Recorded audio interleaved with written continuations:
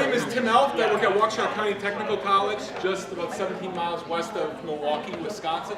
I promised you that Janice and I did not color code our outfits today, but it's a great coincidence. We're really practitioners, boots on the ground. We both oversee internship programs. I work at a technical college.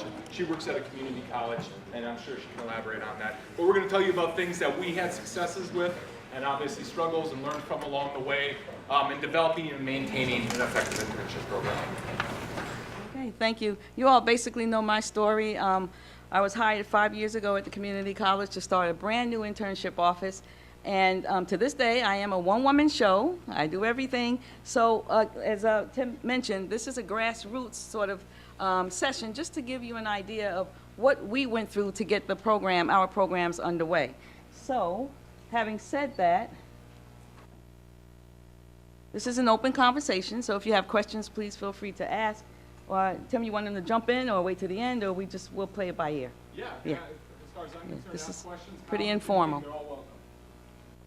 So one of the things that when I was first put into the position that I determined was that I needed to determine or find out what was the college's mission. What did the college want? What was the institutional perspective of experiential learning? That was real important for me because, again, I told you they escorted me to an office first day and they said, well, here you are. Now you're going to develop an internship office. And you are, my title is the Experiential Learning Internship Manager. So I thought about it first, well, what does the college want from me? What is their mission? What is the vision? So one of the first things that I would encourage anyone who is embarking upon this type of position would be to determine what is the mission, what is the vision, and then align that vision and that mission of your office to the college, to the larger college community or the college itself. One of the things that my college was big on when I first got the position was strategic priorities. Anybody ever heard that term before? Strategic priorities? Very big among colleges. And one of the strategic priorities was community engagement, and the other one was student outreach. Well, there were 6 of them, but 2 of them were student outreach and community engagement. So I decided, well, this is where I should start, with community engagement, student outreach as the internship manager. The other thing is to get an idea, and we had meetings in the beginning, what is experiential learning? And I found out that was a problem. Nobody at the president's cabinet knew what experiential learning was. So they looked at me as the so-called expert to find that out. So it was a definite meeting of the minds, a definite way, a situation where I had to envision where did the college want to go with this whole experiential learning and internship phenomenon. So that was my experience in the very beginning. So Tim will talk about his experience. Probably the thing that's benefited me the most since I've been in my position is just doing a good job of capturing the metrics of our students out at the work site. And I think people in our positions are in a really unique position for the college because we can leverage our relationships with employers that are overseeing our students out in the industry, right? Like what other position at the college could possibly gather that information and in real time as well? I can capture this every semester. So I really, really recommend if you're starting a program or if you're already overseeing a program that you come up with consistently well-vetted metrics that are vetted by an advisory committee or employer or instructors on campus that oversee interns to some extent. And I think the best example of kind of how this went is there's 6 what we call on our campus critical life skills. Campuses call them core skills, workplace essentials, whatever they are. Okay, so I made sure to incorporate those into our final internship evaluation that employers assess students on. So you can see on here, there's 6 of them: citizenship, communication, self-management, all things you've heard of before. But what's interesting about this is for the last 3 fiscal years, side by side, we're comparing our employers' evaluations of those metrics to what our instructors assess those students on those metrics within the classroom. So I highlighted the 2 cells. You can see in fiscal year 16, our employers assessed our students as being 96% life acceptable or profession ready. 96% of our students were. That same academic year, our instructors in the classroom assessed only 73% of our instructors as being life acceptable or profession ready. There's a huge gap, right? So this data served as kind of a checks and balances for our student learning evidence team that decides campus-wide learning initiatives, what direction we need to go. And you can see that balanced off. Fiscal year 18, we're looking at 90% in the classroom, 96% out on the work site.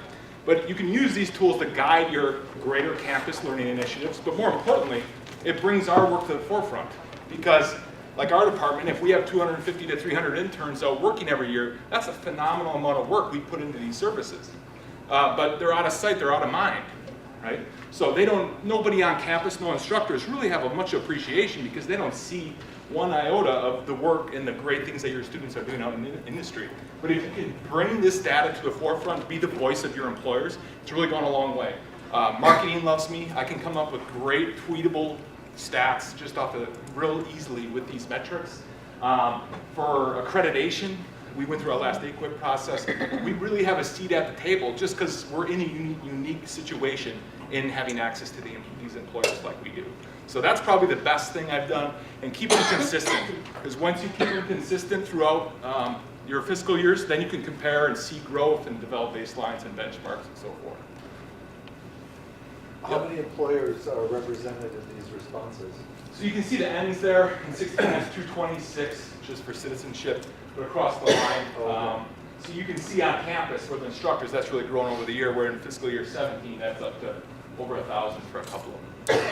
Over 1,000 instructors? Yep, instructors, but then out at the internship site, and these are composite scores too. So like for verbal communication, there's 4 metrics that make up that score. So there's 25 metrics that the employers are assessing our students on. I just made sure I captured every one of our critical life skills, just so we could do an apples to apples comparison of what's been done on campus compared to the industry. Because I'm sure we're all biased in this classroom, but I put a lot more weight into our employers' perceptions of our students' employability than I do my own. Whether we like it or not, we've been very siloed working in higher ed for many of us, many years.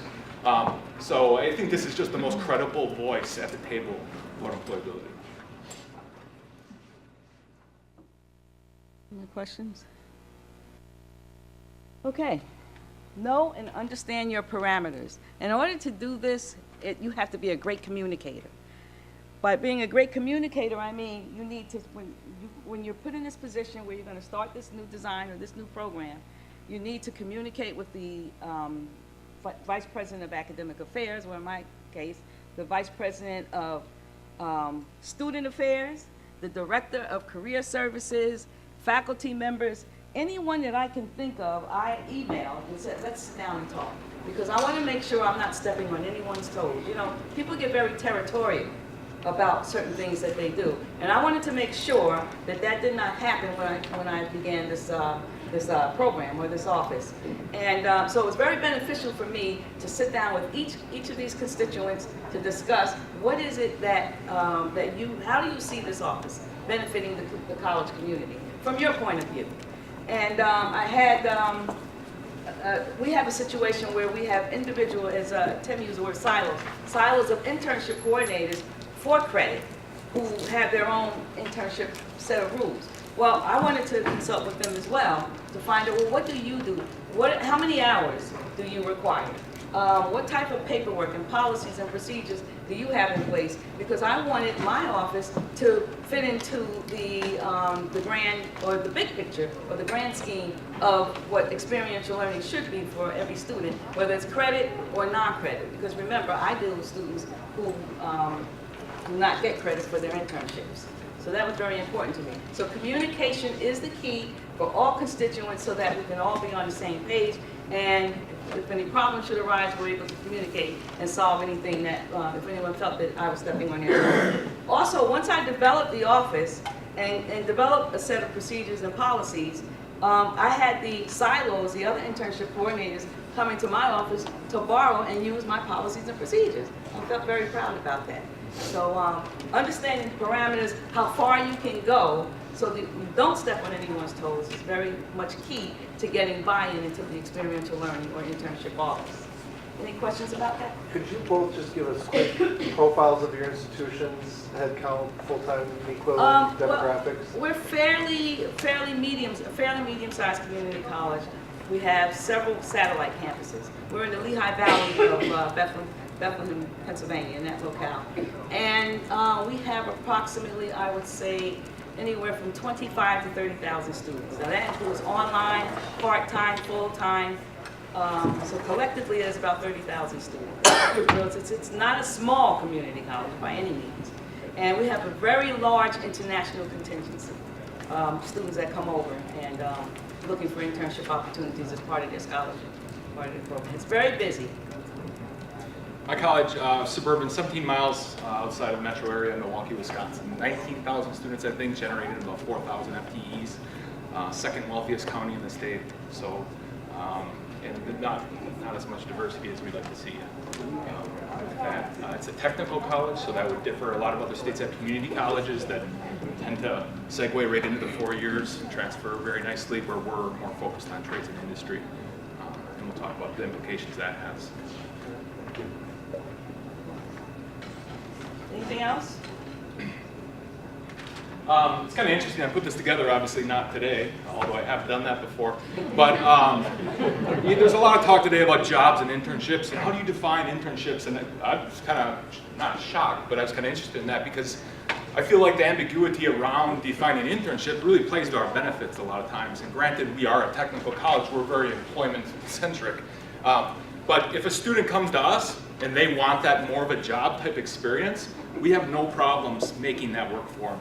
And I can justify it, or as us as an institution, we can justify that because let's take any position, let's take one of our engineering students. If they take any hire, not one of our students, not an intern, just a regular hire, and we can talk about the onboarding that they're gonna do over the next 4 months, there's gonna be a lot of learning outcomes built into that, okay? There's gonna be a lot of technical abilities, there's gonna be a lot of outcomes they expect of their employees, there's gonna be a huge learning curve for them. Okay?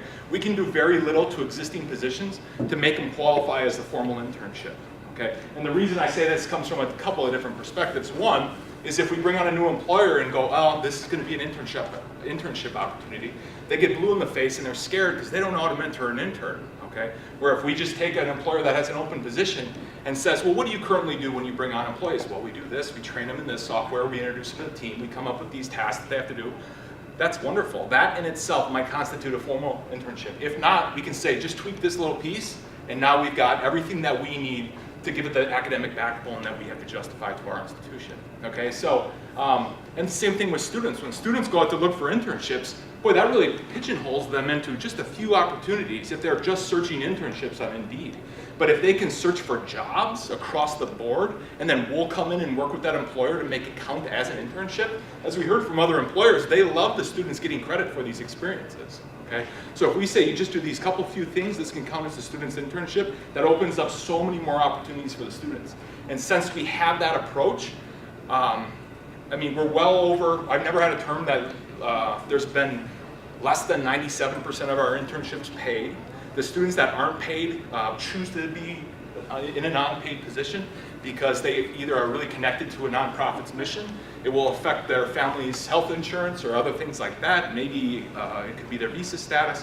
So that 3% is really by choice. Another thing is that just this past summer we had 67% of our students continue on at their internship sites as regular employees. That's not students that were offered jobs, that's students that continued on. Okay, so this makes a wonderful, as you know, all these institutions, we talked about that one, and that qualitative feedback that came back, the institution went from 8 to 25 internship staff members just to develop those post-graduation metrics more so.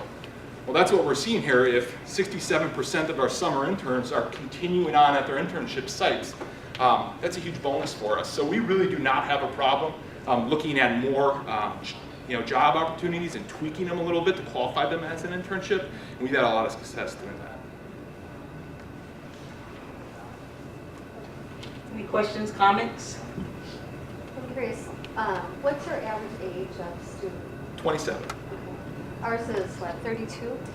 So I'm curious, working with adult learners who are either re-careering or going back for their first degree, the full-time internships allow them to have benefits, right? So that's a true benefit of the student taking a full-time internship. Yep. Does that impact their retention, or, even grade point? I'm just curious. For a student, I'm really happy you brought that up because I forgot to mention that. But in a student in that situation, we serve many students like that, and they'll hold their internship credit till the end. Right? So they've got everything else done except for their internship credit. They do that, they're working 40, 50 hours a week, We've got interns making $65,000 a year as welders, and they just work 50 hours a week, and it's their last credit they need to graduate. So that's what we recommend that student, how to play that game. And then Tim, do they go on to get hired full-time in those positions? Oh, yeah. In I mean, most cases? Yeah. Yep. That's Another thing you just talked about, like where you come from. We have a centralized internship program, so there's about 28 or 30 that changes all the time. Academic programs that we serve, so we do the placement. And then the academic area, the content area instructor goes out and assesses the student at the work site. We get all the training agreements and things so that day one of the academic term, they've got that site already set and they're ready to go. But about half of our programs are required internships, half are elective. They're all for credit, so just to give you a little more context to that. Yep. Are all the relationships that you have with employers on an individual basis, or do you deal with like a contractors association or anything like that? Yeah, you know, at first we were, the vast majority are, but we're not naive to the fact that recruiters have a lot of connections in the industry too. So we do work with them. We did have to set up some parameters like their transparency and who they're hiring for, just so we didn't have duplicate jobs on our system, because we found that a Harley Davidson could post a job and at the same time pay a recruiter to also post a job in our system. So we just ask that they let us know what the company is on the back end. And of course, they don't disclose that to the student until they have a contract with the company. So we just had to work through some semantics like that, but we definitely work with them because they're a great resource. You know, they spend 40 hours a week just trying to find organizations' talent, and we have a bunch of talent we need help with. In each of your situations, do all internships follow from you, or do any specific programs manage their own internship programs? So if we have 30 right now, there's 1 or 2 on campus that still do their own. And that's just because they have an instructor that's been there 20, 30 years and did it 20, 30 years ago, and they still do a great job. But that's just what they've done, and it's worked for them really well. But I would imagine if those instructors moved on, that we would pick up those programs as well. And in my case, we have about 20 other internship coordinators that are program specific. So I have, my scope of work extends to all the ones who don't have mandatory internships. Specifically, I'm supposed to be dealing with career and technical education students, but I won't turn away a social work student or a psychology student or a sociology student that will come my way in their second year, because I get inquiries from employers from all over. So if I have a social work internship or a psychology internship, I'm going to present it to students. But the scope of my work extends to career and technical education students. Yes, ma'am. Offer any advice? We sometimes don't want to squelch the good work that the faculty are doing in their departments, the connections they have with employers, but also our chancellor and the careers office would like to maybe know more about what's going on out there and have those connections with employers too. So it's a balance. I love the work that they're doing, but we're also supposed to be documenting how many internships are happening, whether they're paid or unpaid, all the different things. But if we have 20 people out in the colleges doing this work too, good work, we just have to try to have some sort of conduit. That information gets convoluted. We're in the process now of trying to merge what I do with what they do on an institution-wide basis. And it's taken a lot of meetings, meeting after meeting. So the talks are in process. They're in progress at this point. But that's a good point, absolutely. If I could touch on that, Yes. We picked up 5 programs in the last year, and that's always a hurdle because people are really attached to these credits and their programs, and rightfully so. But we said we're just going to take care of the busy work, right? We're going to work on the students with the resumes. We're going to get the training agreements in place. We're going to go through the drug screening, coach them on the interview, all that stuff, so that day one that the class starts, the content area instructor is still doing the site visits. That's really what they care about. It's the relationship that they build by going out to the industry. We're not taking that. I can't go out and assess a culinary management student, right? That's the culinary management instructor. He's the best person to justify, to make an assessment of that student's performance. So, we just say, listen, we're going to take care of all the busy work on the front end, and that's yours. And then, additionally, at the beginning of each term, we send all the associate deans job sites, place like a placement report, where the students are working, how much they're being paid, who their supervisors are.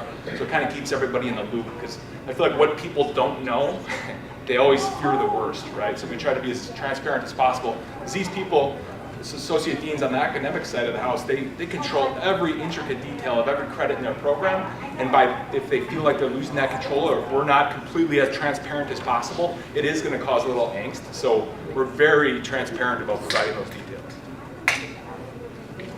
I have some questions about your program design and reach and scalability. Each of your schools have tens of thousands of students, and there's only so many of you. First question is how many students you place. I also am curious what placement means to you. We've been bringing up definitions throughout the day, but placement seems like another one that can mean many different things. It could be that you recruit, screen, interview, and place for the employer. It could be I've seen it as little as you post job descriptions on your board and students do the rest, and so much in between.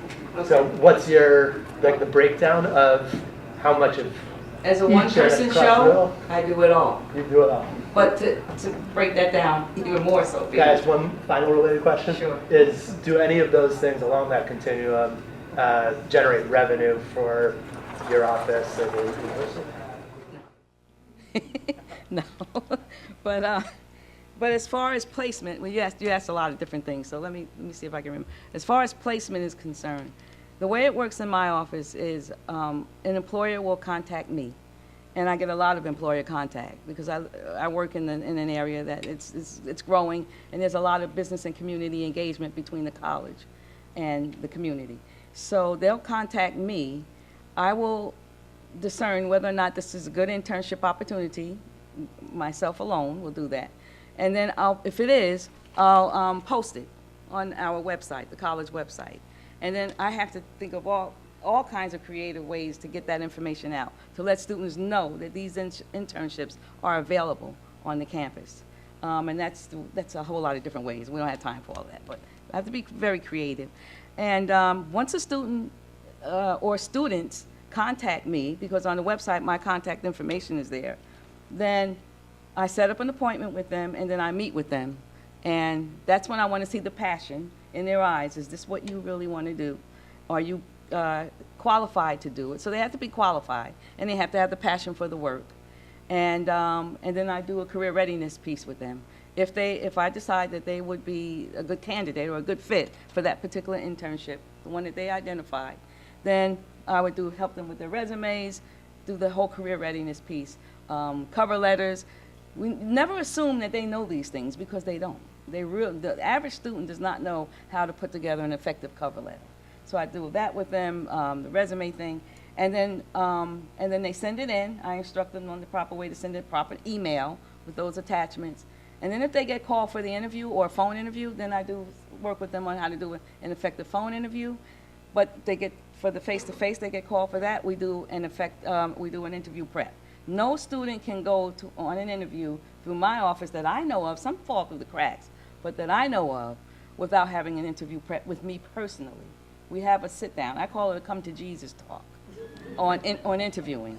I never assume anything, and I've been living long enough to know you don't assume. So we have that talk, and it's been very effective. These students will usually be very grateful. Oh, I'm glad we met. I didn't know I had to know all these things. And I always start with the key to a good interview is preparation. You have to be prepared, and then you have the confidence and all that other stuff. And so that's, and then if they're placed, then they're placed. Now there are times when a student is placed and it does not work out. I mean, this is real life. Not every internship is going to work out. Doesn't happen often, but it can happen. If they do not place, and if they are placed and they don't complete, I report them as non-completers. But I report every student as being placed. If you go on an interview and you get an internship and you start, whether you complete it or not, you were placed on my report. But then I have to determine and I have to report who completed and who didn't complete. So that's how I do that. But you asked another question I wanted to answer. Oh, I have an absolute sense of how many I placed.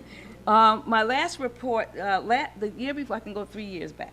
3 years ago, well, the first year, I started in 2013. I placed, after I did all the stuff that I'm telling you now, the beginning of getting the office designed and in place, I had 5 interns.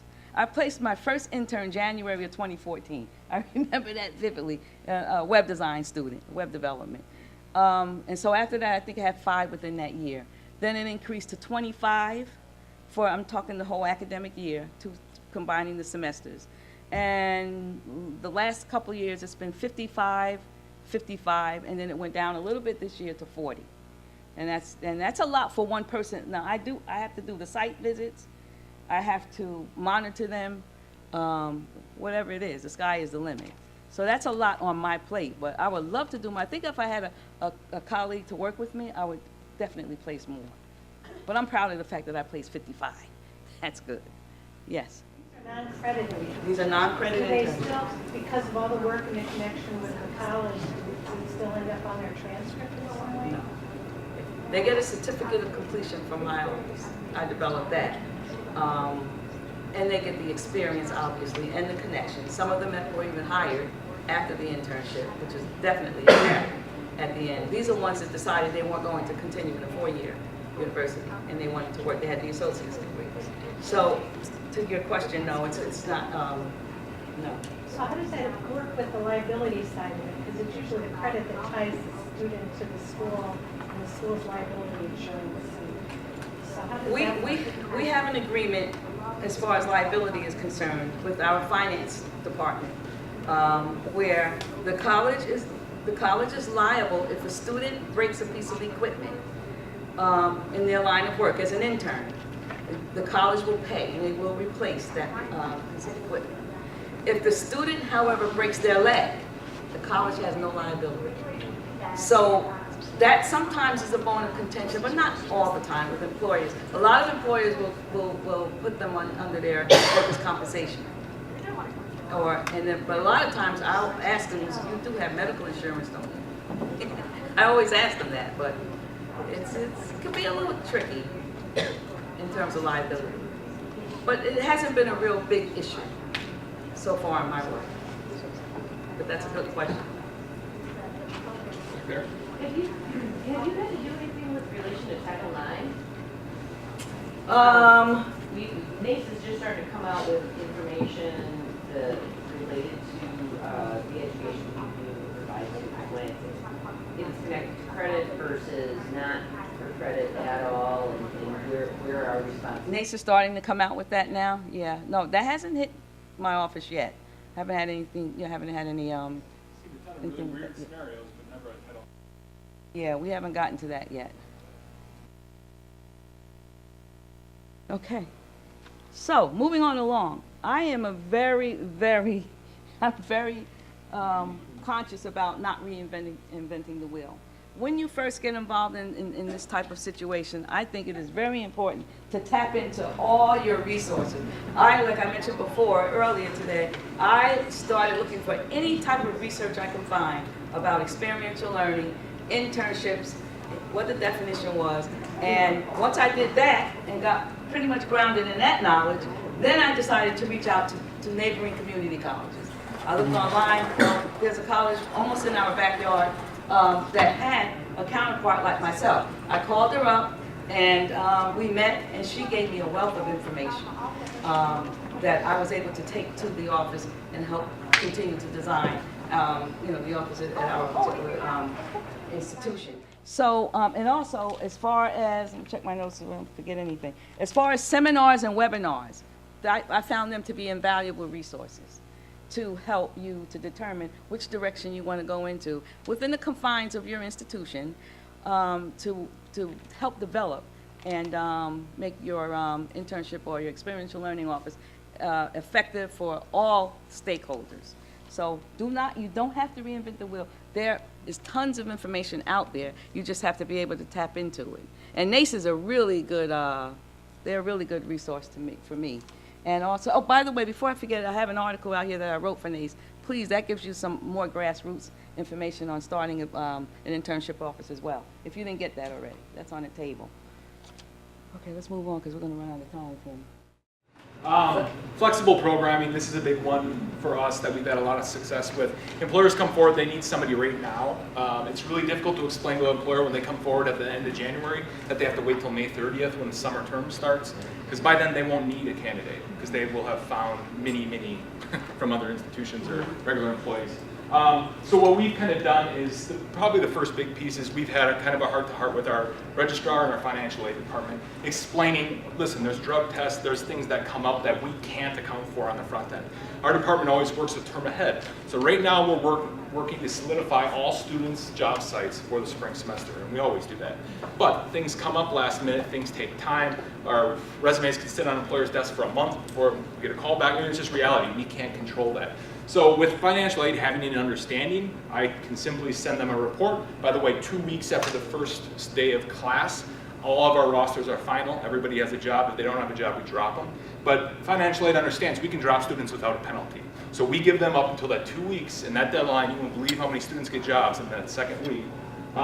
But just so that they understand, and if things come up in the middle of the semester, we have to pull a student from a work site for safety concerns or whatever, we can drop them without them being charged as sent, and it does not affect our financial aid. And it's just important that people on campus understand that because there are so many outside factors we're trying to work within that we have to be able to do that. Next one is term dates. So let's say the fall semester starts September 6th. That doesn't mean every internship has to start September 6th, okay? If that employer is going to start September 30th, but they're going to work the students 25 hours a week and the student's okay on board, everything's been checked out, they're on the payroll, that's fine, we'll roll with that. If they want to start July 1st, that's great as well. We do check to make sure though that they're in a credit that term prior so that accident insurance does cover them in case, but the formal internship does not start until that first week of the internship. But we just try to be as flexible as possible. Something we're playing with, an idea is we have a flex calendar. We're looking at going to this for like a whole academic program, but where students would start an internship on their basis. And what I mean is they can start anytime all year, but the problem is that the internship site supervisor would have to go through that student at their start date and their end date. Okay. The difficulties with that is an internship supervisor, like a content area instructor, could have 20 students completing an internship, but in the same week, one student could be completing and one student could be starting, right? So they all need unique emails, reminders about evaluations, weekly reports.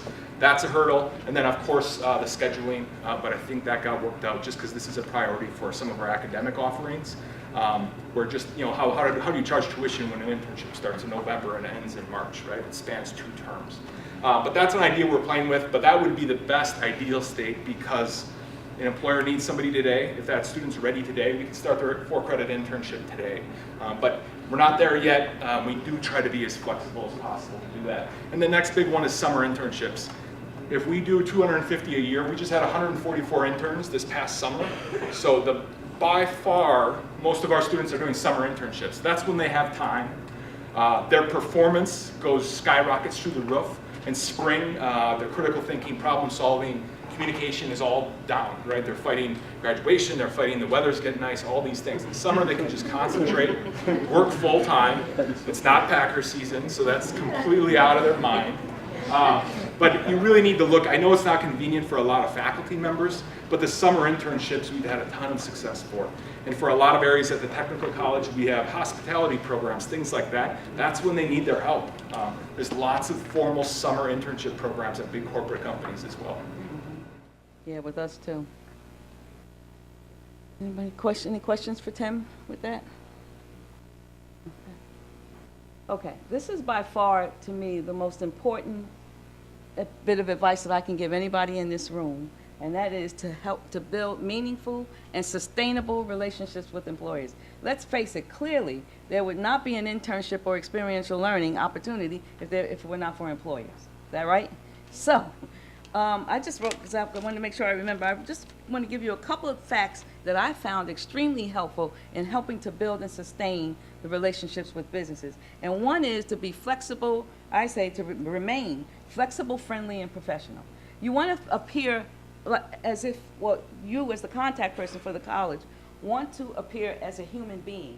not a machine. You want them to let them know you have feelings and that you appreciate what they're doing and that you're flexible. If an employer calls you about something in particular, I can't think off my head what it could be, but it could be almost anything. You want them to let them know that you have human characteristics. You're running an office, but you are human and we can talk. So that's key, and I found that to be very effective with employees that I work with. The other thing is to take some time, and that's key for me, because it's very hard for me to get out of my office, is to visit the internship site at some point with the students that you're dealing with. If you're in the position that I'm in, of course we have the content internship coordinators, it's easier for them to do that, but for me, I have them all over the place. So I have to build this into my schedule, but I try to make it to an employer's facilities at least once a semester so that I can tour. They love it when you come out. They love to show up their operational facilities. And I like to go. It gets me out of the office. And sometimes they treat me to lunch. It's just very good relationship building to go out and visit the employer's facilities. The other thing that I highly encourage in terms of employers would be to get them involved in your work within the college. Employers like to give back. I've heard them say to me, what can I do? I coordinate the Career Services Advisory Board. I invite employers, lots of employers, especially from HR, because I want to know what are you looking for in terms of students that we send to you. I invite them to the advisory boards to get their opinion, their insight on labor market information, all that kind of stuff. But they like to do that. I have had employers say to me, Janice, what can are you doing any seminars, any career services seminar? If you do mock interviews, anything that relates to career readiness, they are very anxious to come in. It makes them feel a part of the college and the college community. So I highly encourage anyone that to get involved, have them involved like that. If you have, we tend to have, as a community college, we tend to have alumni, students who graduate, open up businesses, they stay in the area and they open up businesses, connect with them. I connect with the Alumni Association all the time to have, to see who's who has a business that they can hire our students. Great connection, great way to build up that relationship and keep them as not only a one-time employer, but repeat employees. But they're constantly calling you every semester for interns. The other thing that I like to do is instead of sending an email, I like to get on the phone. I do this, that's probably why I'm always so tired. I like to get on the phone. Hello, how you doing? How is so-and-so doing? How are things going in your business? That connects me and the office with, keep that relationship thing going on. And to give them a certificate, I've had an internship breakfast where I invited all the employers to come in and just recognize them for being, gracious enough to hire our students. So I can go on and on, but they're in the back saying, I got to cut it. So this relationship building also extends to students as well. Okay? All right. Tim? Oh, I thought we were getting cut. Yeah. You guys get You're gonna enjoy it? cut, okay. Start small, I would say. Very rare. I don't know anybody of the people I work with closely in Wisconsin that just walked in and all of a sudden decided to roll out a 30-program internship program with required internships and employability programming. So start small, identify one program. Another thing that makes me cringe is when people that work in career services thinks that they can launch a really robust internship model without getting the academic areas involved. They control the credit. So there's a spectrum of internship that's probably elective, non-credit, to required credit, with employability programming built into it in the classroom as well. So along that spectrum, it's going to be very hard to get to that broader side that's scalable without having a huge buy-in from the academic areas. Okay, so I'd identify one program and pick it strategically too, right? For example, our welding students can walk out the doors and they're tripping over job offers. We eliminated the internship in that program, and I understand that. That's the economy we're in right now. We've got a 2.9% unemployment rate in Wisconsin right now. Fine, we'll take that away. Pick a program that really fits. Another one that's tough is business management. It's such a broad field. Who's going to take a traditional 20-year-old student in and put them in a management role for 16 weeks at a company, okay? There's some of these are more difficult than others, and once you get your program rolling, you can branch into them, but just don't start in those areas. But really find an ally in the academic area, build that rapport with them, because if you get one viable, that credible internship program with one academic area, that's going to grow, and they're going to do all the marketing for you that you'll need to spread your services across campus. And then just address the unmentioned. Like Janice said, that just be real, be a person when you go out to speak with employers. A lot of the deal breakers, why employers aren't taking students, they're not coming out and saying. Okay? They have concerns about things that they might be embarrassed to ask. So be real up front, verse yourself. In fact, sheet 71 that just changed about unpaid internships. Be very upfront with them, okay? Give them all the resources they need, but make sure you understand them yourself. The student insurance, that's a big one.